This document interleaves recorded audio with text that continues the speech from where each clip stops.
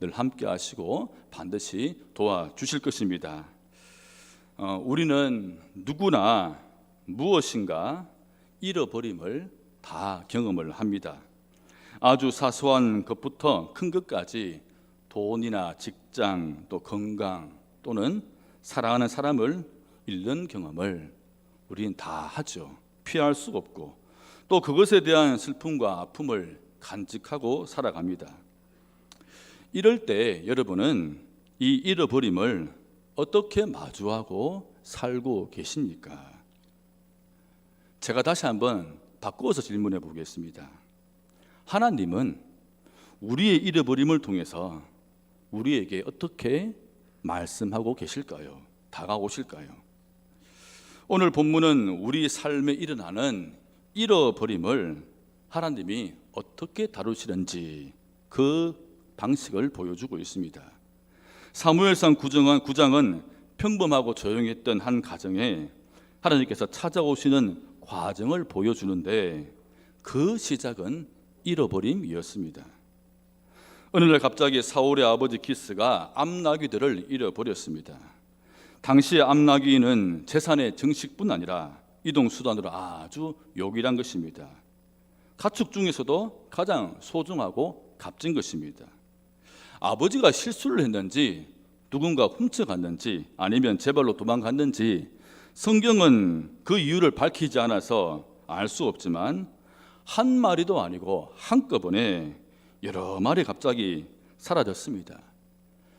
조용했고 평범했던 한 가정에 큰 소용돌이가 몰아쳤습니다. 이때 아버지가 아들 사울에게 한 가지 임무를 맡깁니다. 오늘 본문 3절입니다. 그런데 사울의 아버지 기스는 자기가 기르던 암나귀들 가운데서 몇 마리를 잃고서 자기 아들 사울에게 종을 하나 데리고 가서 암나귀들을 찾아보라고 말하였다. 이렇게 잃어버린 암나귀들을 찾아 나선 사울의 이 이야기는 놀라운 반전으로 마무리됩니다. 평범한 한 사람이 하나님의 사람 사무엘을 만나게 되고 이스라엘의 왕이 됩니다. 잃어버림에서 출발하였지만 결국 얻는 것으로 이야기가 마무리됩니다. 오늘 말씀을 통해서 우리 삶에 일어나는 이 잃어버림을 통해서 하나님께서는 우리를 어떻게 다루시는지, 그리고 이 잃어버림을 통해서 우리에게 주시는 인생의 의미가 무엇인지를 우리가 발견하고 깨달을 수 있는 우리 모두가 되기를 축복합니다.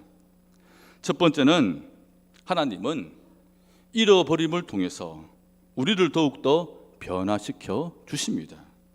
오늘 본문 2절입니다. 그에게는 사울이라고 하는 아들이 있었는데 잘생긴 젊은이였다.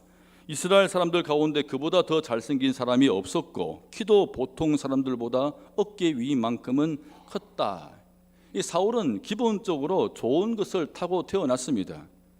당시 한 나라의 왕은 전쟁에 직접 참여해서 전투를 해야 한다는 점에서 그는 신체적으로는 충분한 자격이 될 수가 있었습니다. 백성들이 원할 만한 인물입니다. 그런데 하나님께서는 아직도 사울에게 부족한 것이 있다는 것을 알고 계셨습니다. 5절 말씀을 보십시다. 그들이 숲 지방으로 들어섰을 때에 사울이 자기가 데리고 다니던 종에게 말하였다. 그만 돌아가자. 아버지께서 암나귀들보다 오히려 우리 걱정을 하시겠다. 아버지가 걱정이 되어서 암나귀 찾는 것을 중도에 포기할 정도로 마음이 약한 사람입니다. 본문 뒤에 있는 21절을 보겠습니다. 사울이 대답하였다. 저는 이스라엘 지파들 가운데서도 가장 작은 베냐민 지파 사람이 아닙니까? 그리고 저의 가족은 베냐민 지파의 모든 가족 가운데서도 가장 보잘것없는데 어찌 저에게 그런 말씀을 하십니까? 아주 낮은 자존감을 가지고 있는 사람이 바로 이 사울이었습니다. 특히 그의 성격을 적나라하게 잘 보여주는 모습이 있습니다. 10장 22절입니다. 그래서 사람들이 다시 주님께 여쭈어보았다. 그 사람이 여기에 와 있습니까? 주님께서 말씀하셨다. 그는 짐짝 사이에 숨어 있다. 사무엘이 이제 온 백성들 앞에서 사울을 왕으로 선택해서 세우려고 하는데 이 사울이 짐짝 틈에 숨어 있어서 사람들이 직접 찾아서 그를 데리고 올 정도로 이 사울은 아주 내향적인 인간이고 참 수동적이고 사람들 관계에서도 어려움을 많이 겪고 있고 어떤 일에 대해서도 두려움이 많은 그런 사람이었습니다. 이처럼 사울은 신체적으로는 성장했지만 정신적으로 마음적으로는 충분히 자라지 못했습니다. 이런 사울을 하나님은 잃어버린 나귀를 통해서 한번 변화시켜 보자 했습니다. 하나님은 집에만 조용히 있던 사울을 움직이게 했습니다. 조금 움직이다가 찾는 것을 포기하고 다시 집으로 돌아갈 때 이때 함께한 종이 이렇게 말합니다. 6절입니다. 보십시오. 이 성읍에는 하나님의 사람이 한 분 계시는데 존경받는 분이십니다. 그가 말하는 것은 모두 틀림없이 이루어진다고 합니다. 그러니 이제 그리로 가 보시는 것이 어떨는지요. 혹시 그가 우리가 가야 할 길을 알려줄지도 모릅니다. 그러자 사울이 이렇게 대답하죠. 7절입니다. 사울이 종에게 말하였다. 그래, 한번 가보자.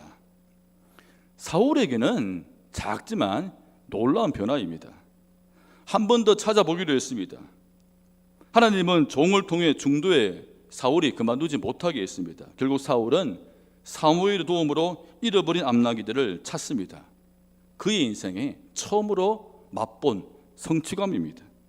사람들의 도움이 있었지만 처음으로 그가 직접 움직여서 일을 해냈습니다. 이러한 과정 속에서 하나님은 그의 소극적이고 부끄러움 많은 그의 성격을 좀 더 적극적인 모습으로 변화시켜 주고 있습니다. 사울은 내가 무엇인가 조금씩 하려고 움직일 때 내가 변화될 수 있겠구나, 성장했구나라고 느꼈습니다. 최근에 가장 화제가 되는 그 한 노래가 있습니다. 노래의 제목이 나는 반딧불이라는 노래죠. 이런 분 다 아신 줄을 압니다. 이렇게 시작합니다. 나는 내가 빛나는 별인 줄 알았어요. 마지막에 이렇게 끝나죠. 몰랐어요. 내가 개똥벌레라는 것을. 그래도 괜찮아. 나는 빛날 테니까. 근데 이 나는 반딧불이다 이 노래를 부른 가수가 황가람이라는 가수인데 이 가수의 그 스토리가 지금 더 화제가 되고 있습니다.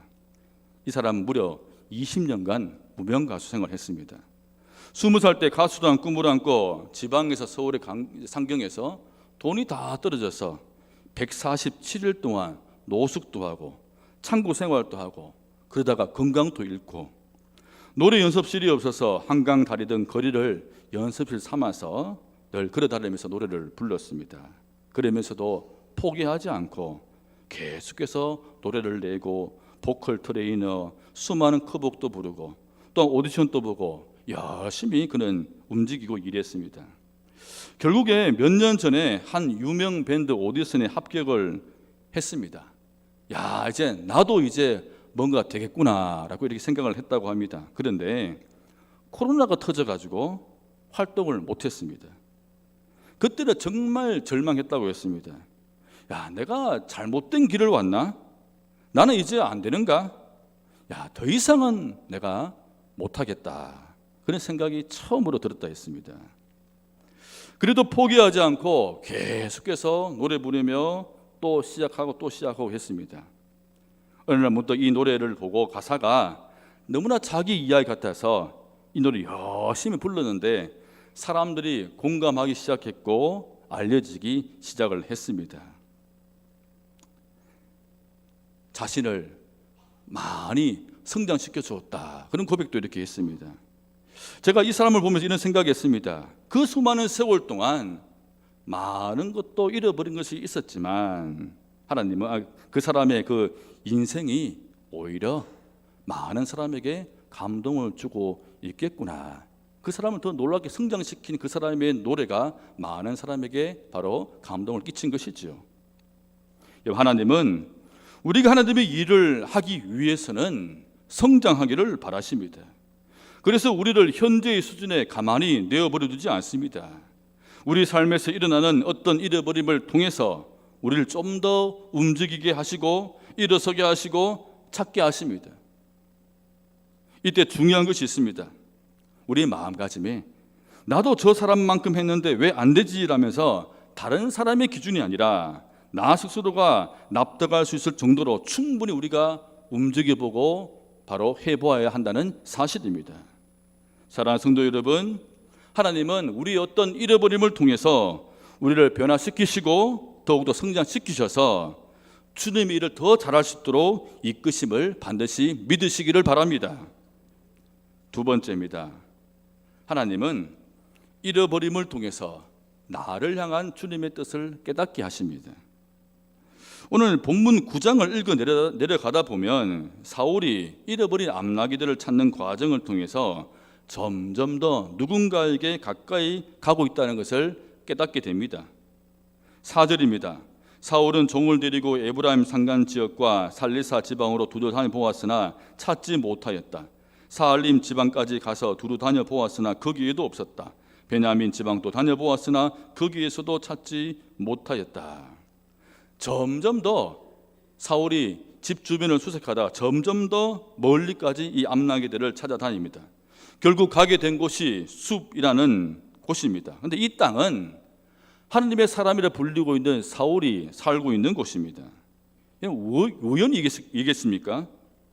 사울은 아직까지는 모르지만 하나님께서 그를 이곳저곳으로 다니게 하심으로써 사무엘을 만나게 하시려는 계획이었습니다. 마침 이 성읍 근처에 도착했을 때 물길으로 나오는 여인들을 또 사울이 만납니다. 12절 말씀을 보겠습니다. 여러분, 이 여인들의 말씀을 한번 들어보십시오. 처녀들이 그들에게 대답하였다. 예, 계십니다. 지금 막 저 앞으로 가셨습니다. 서둘러서 가시면 따라가서 만나실 수 있습니다. 오늘 사람들이 산당에서 제사를 드리기 때문에 그분이 방금 성읍으로 들어가셨습니다. 그러니까 두 분께서 성읍으로 들어가시면 그분이 식사하러 산당으로 올라가시기 전에 틀림없이 그분을 만날 것입니다. 그분이 도착할 때까지는 아무도 먹지 않습니다. 그분이 제물을 축사한 다음에야 초대받은 사람들이 먹기 때문입니다. 그러니 지금 올라가시면 그분을 만날 수 있습니다. 물길으로 오는 여인들을 만나지 못했더라면 또다시 허탕을 칠 뻔했지만 어떤 극적인 만남으로 마침 그날 그 시간에 사울은 사무엘을 만날 수 있었습니다. 하나님은 사울의 아버지와 사울의 종과 여인들을 통해서 점점 더 사울을 사무엘에게 가도록 이끌어 주셨습니다. 20절 말씀을 같이 한번 보겠습니다. 사흘 전에 잃어버린 암나기들은 이미 찾았으니 그것은 걱정하지 마십시오.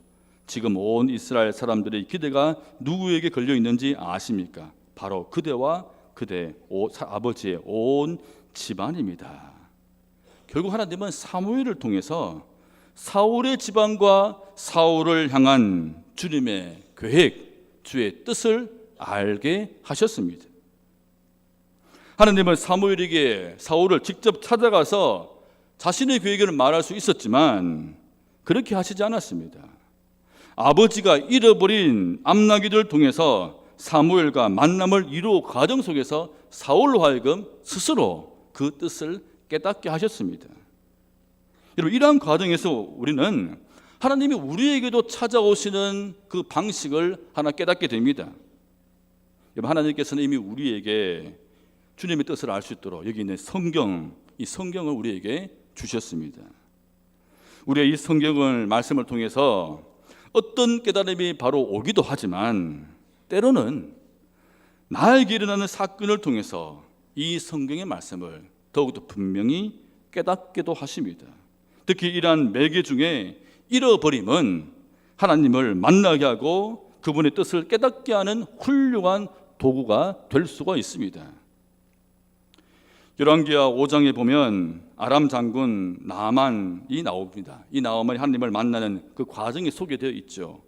이 나아만 장군은 나병이라는 병을 또 앓고 있었습니다.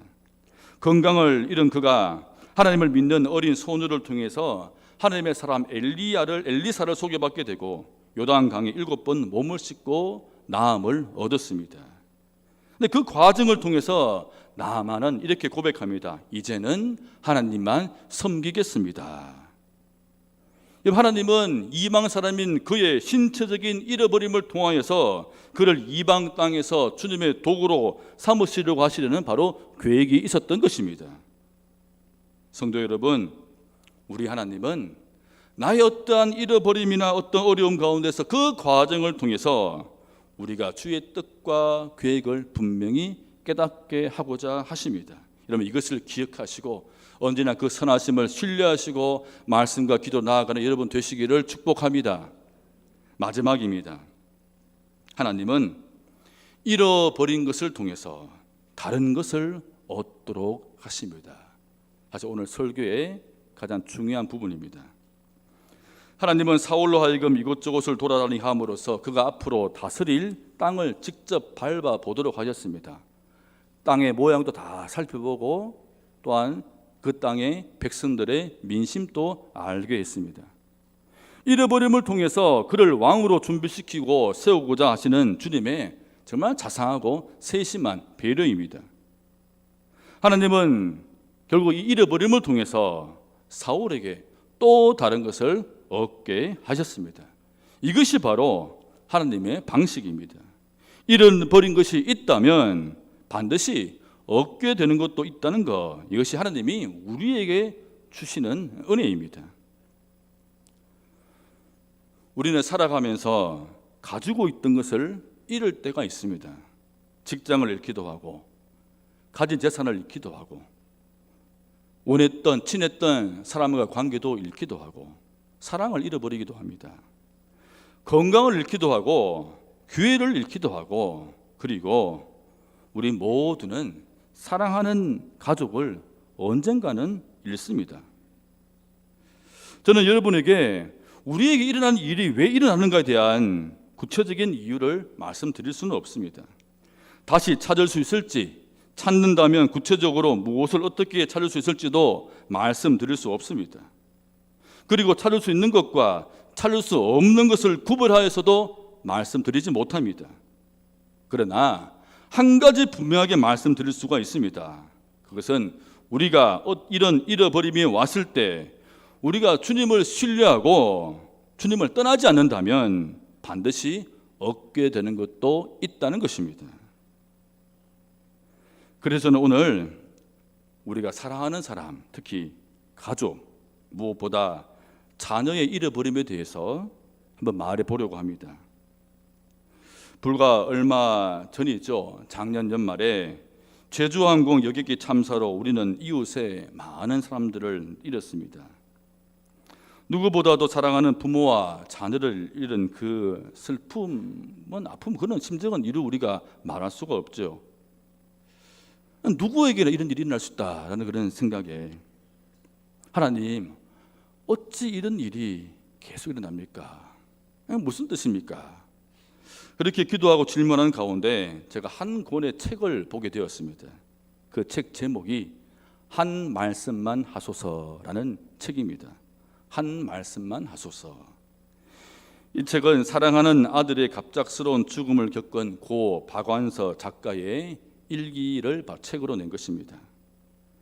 막내지만 유일한 아들로 키우면서 늘 기쁨과 자랑이 되어준 아들이었는데 서울대 의과대학 그 레지던트를 밟고 있던 1988년 25이라는 나이에 교통사고로 갑자기 세상을 떠났습니다.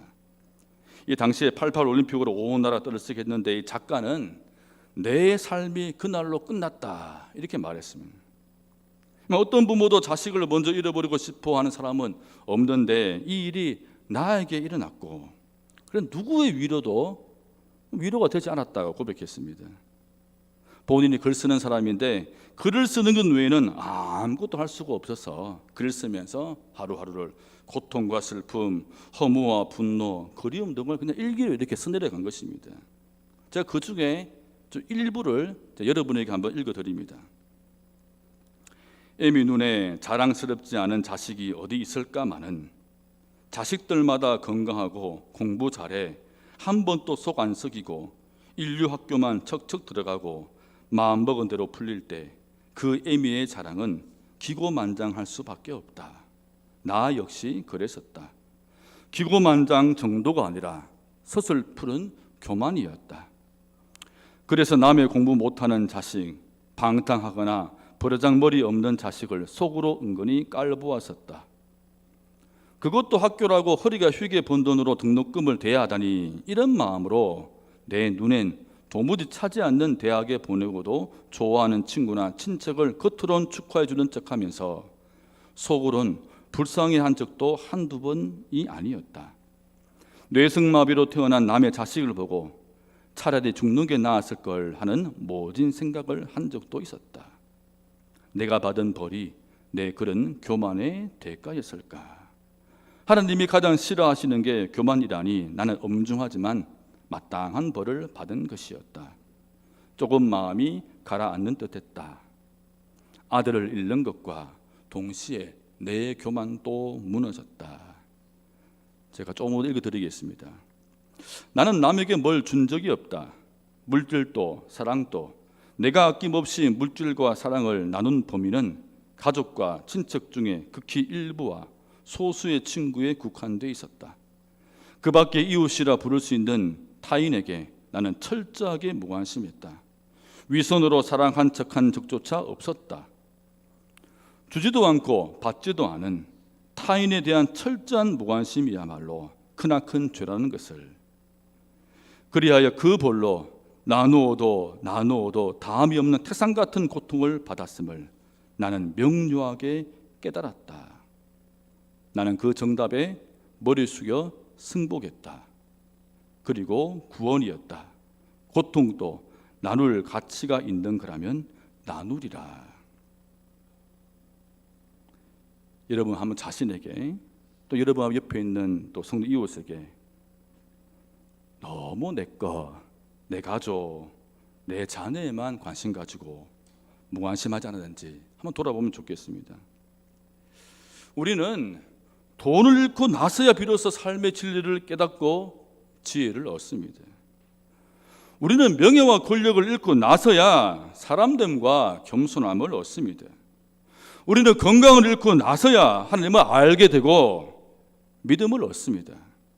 그리고 우리는 이 땅의 생명을 잃어버림을 경험하고 나서야 정말 죽음이 무엇인지, 진짜 삶이 무엇인지 그제야 우리는 깨닫습니다. 예수님께서 이렇게 말씀하십니다. 마태복음 15장 26절입니다. 사람이 만일 온 천하를 얻고도 제 목숨을 잃으면 무엇이 유익하리요? 사람이 무엇을 주고 제 목숨과 바꾸겠느냐? 여러분, 하나님은 우리의 목숨을 매우 중요하게 생각하십니다. 이 땅의 목숨을 넘어서 영원한 생명, 영원히 누릴 그 목숨을 귀중하게 생각하십니다. 그것을 얻지 못한다면 얼마나 우리에게는 큰 불이익인가를 누구보다도 우리 하나님은 잘 알고 계십니다. 그래서 하나님께서는 어떤 것을 잃어버림을 통해서 우리가 이 땅에서 얻고 가야 할 가장 좋은 것을 얻기를 원하십니다. 그래서 우리 하나님께서도 하나뿐인 아들 예수를 잃으셨습니다. 자신의 아들을 십자가에 내어놓으시고 우리를 구원하고자 했습니다. 하나님은 예수님으로 하여금 생명을 잃게 하심으로 우리를 얻고자 하셨습니다. 자기의 생명을 내어주심으로 우리 모두를 얻고자 하시는 것, 즉 잃어버림을 통해 얻고자 하는 것이 바로 하나님의 방식입니다. 사랑하는 성도 여러분, 우리 반드시 기억하십시다.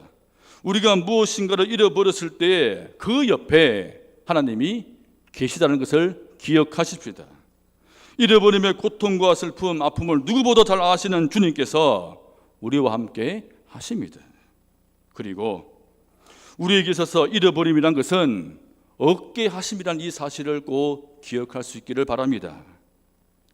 그러므로 예수 믿는 우리들은 잃어버린 것에 대해서 매여 있어서는 안 됩니다. 또한 잃은 것을, 그것이 육신의 생명이든 그 잃은 것을 우리는 두려워해서도 안 됩니다. 하나님께서 내가 잃어버린 것도, 그리고 내가 앞으로 살아갈 삶도 반드시 책임져 주시기 때문입니다. 오늘 말씀을 맺습니다. 여러분, 작은 것 잃고 잃은 것 손으로 세느라 누군가를 원망하지 말고 무엇보다 나 자신을 원망하지 마시고 미워하지 마십시다. 너무 잃지 않으려고 바둥거리다가 더 주시려는 하나님의 복을 놓치지 마십시다. 우리가 무엇인가 누군가를 잃어버릴 때에 또 다른 것을 얻게 하시는 우리 하나님의 선하심을 믿으십시다. 그리고 우리에게는 이 땅에서 얻어야 될 가장 중요한 영원한 생명이 있음을 알고 우리의 잃어버림을 통해 영원한 생명을 가지게 하신 선하신 주님의 뜻을 따라서 지금 내 곁에 있는 것, 내 곁에 있는 한 사람 한 사람을 소중하게 여기시는 여러분 모두가 되시기를 자신의 생명을 이름으로 우리에게 영원한 생명을 주신 예수님의 이름으로 간절히 축원드립니다. 우리 한번 이 시간에 기도하십시다. 우리는 모두 다 잃어버린다는 것을 알면서도 그것을 우리가 인정하지 않으려고 하고 또 우리는 잃어버렸을 때 내 것만, 내 건강만, 내 자식만, 내 가족만 생각했던 교만은 있지 않는지를 한번 돌아보시면서 무엇보다 주님 우리가 하나님의 선하신 뜻을 알고 우리가 이 땅에서 반드시 얻어야 될 것 영원한 생명 우리 기억하고 하나님은 우리에게 이 잃어버림을 통해서 우리를 깨닫게 하시고 더 좋은 것을 얻고자 하심을 아시고 또 여러분 잃어버린 것 너무 염려하지 마시고 우리가 주님을 의지하며 나아가고 우리 시간 기도드리면 좋겠습니다. 우리 시간에 조용히 한번 이 시간 여러분 자유롭게 한번 기도하시고 혹여나 여러분 주변에 아직도 큰 잃어버림으로 아파하고 있는 분이 있다면 그를 위해서 한번 기도하시고 내가 그 사람의 아픔도 한번 헤아려 보리라 나눠 보리라 이렇게 한번 다짐하면 좋겠습니다. 우리 시간에 한번 조용히 주님 이름 부르면서 기도드리면 좋겠습니다.